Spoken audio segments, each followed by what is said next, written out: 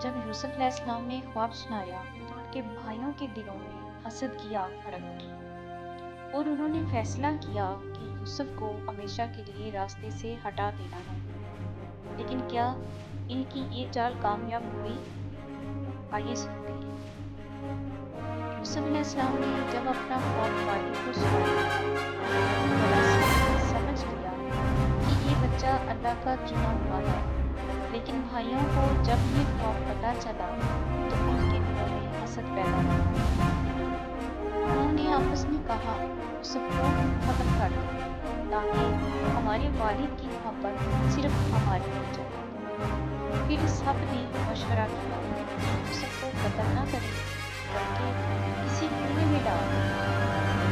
چنانچہ ایک دن وہ یوسف علیہ السلام کو اپنے ساتھ کھیلنے کے بہانے لے گئے اور جیسے ہی موقع ملا انہیں ایک گہرے کنویں میں ڈال دیا۔ یوسف علیہ السلام بالکل اکیلے تھے، لیکن اللہ نے ان کے دل کو سکون دیا۔ اللہ نے وحی کے ذریعے انہیں تسلی دی کہ ایک دن تم اپنے بھائیوں کو ان کی یہ حرکت یاد دلاؤ گے۔ اسی دوران ایک قافلہ وہاں سے گزرا۔ انہوں نے پانی کے لیے ڈول ڈالا تو یوسف علیہ السلام باہر آ گئے۔ قافلے والے خوش ہو گئے اور کہنے لگے، کیا خوبصورت لڑکا ہے۔ پھر وہ یوسف علیہ السلام کو مصر لے گئے اور اپنے غلاموں کے بازار میں بیچ دیا۔ مصر کے وزیر اعظم عزیز مصر نے آپ کو خرید لیا اور اپنی بیوی سے کہا، اس بچے کی عزت کرنا، ہو سکتا ہے یہ ہمارے لیے فائدہ مند ہو یا ہم اسے اپنا بیٹا بنا لیں۔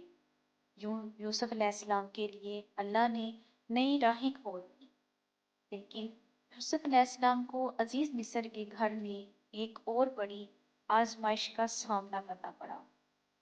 آخر وہ آزمائش کیا تھی؟ جاننے کے لیے تیسرے حصے کا انتظار کریں۔ آپ کو ہماری آج کی ویڈیو اچھی لگے تو لائک کریں، سبسکرائب کریں اور اپنے دوستوں سے ضرور شیئر کریں۔